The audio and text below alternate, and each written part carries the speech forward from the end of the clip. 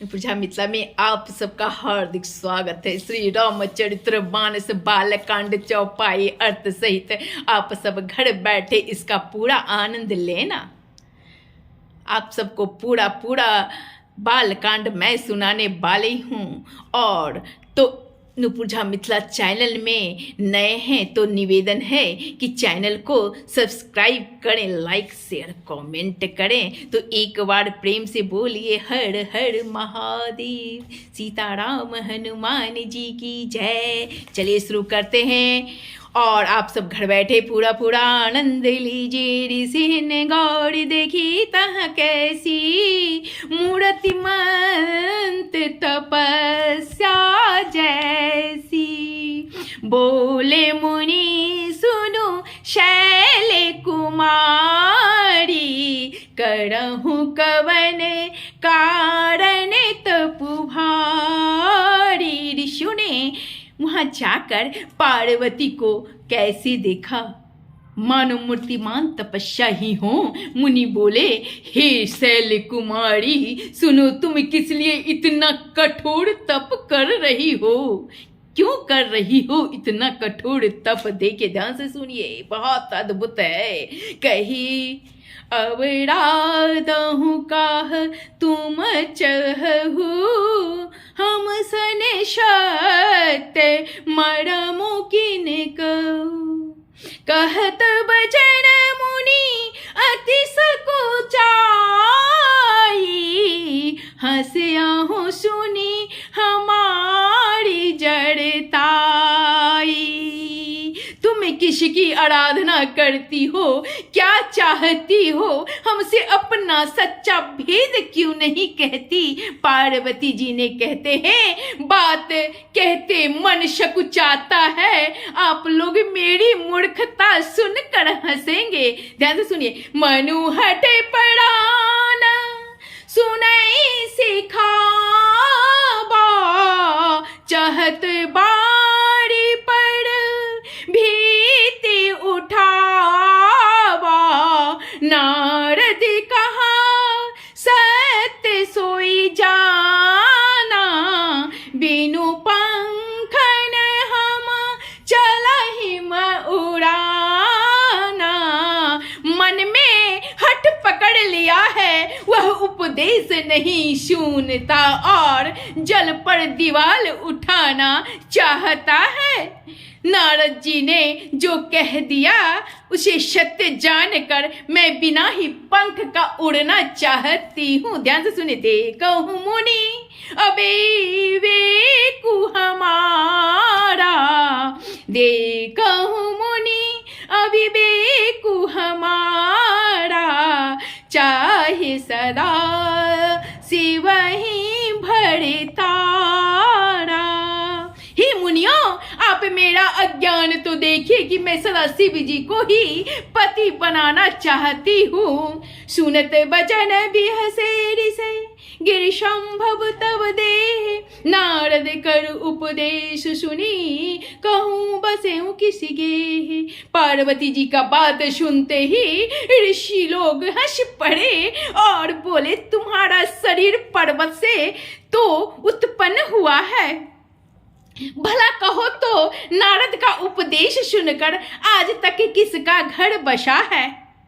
ध्यान से सुनिए। दक्ष सुतन उपदेश निजाई, तिनहि फिरी भवनु न देखा आई।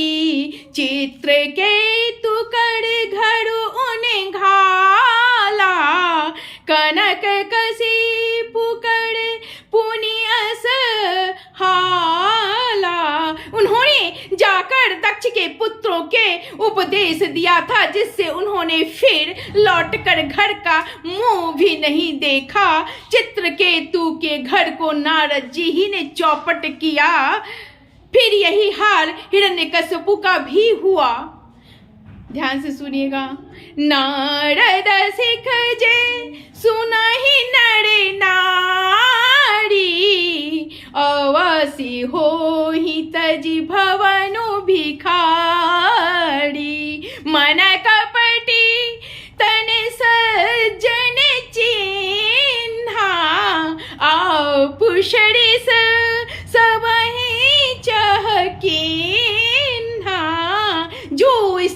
महापुरुष नारद जी की शीख सुनते हैं, वे घर बार छोड़कर ही भिखारी बन जाते हैं। उनका मन तो कपटी है, शरीर सज्जनों का चिन्ह है, वे सभी को अपने समान बनाना चाहते हैं। ध्यान से सुनिएगा।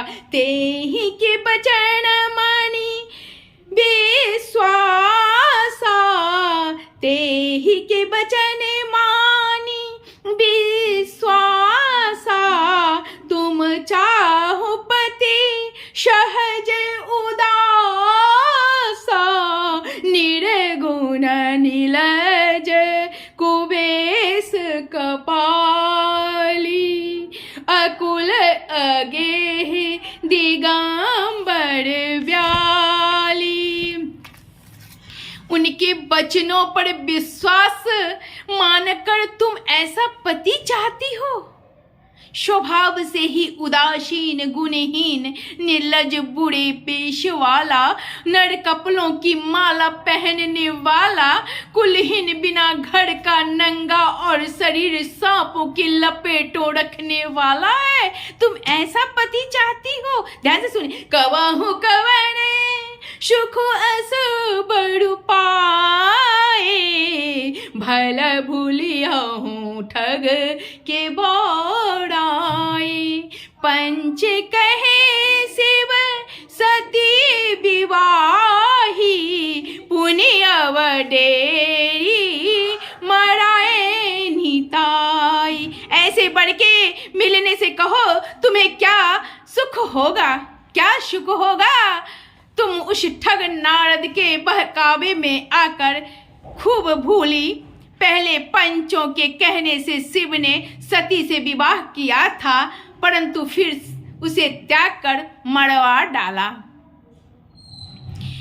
अब सुख शोबत सोचु नाही, भीख मांगी अब खाहिम, सहज एकाकिन के भवन कबहु की नारी खटाहिम।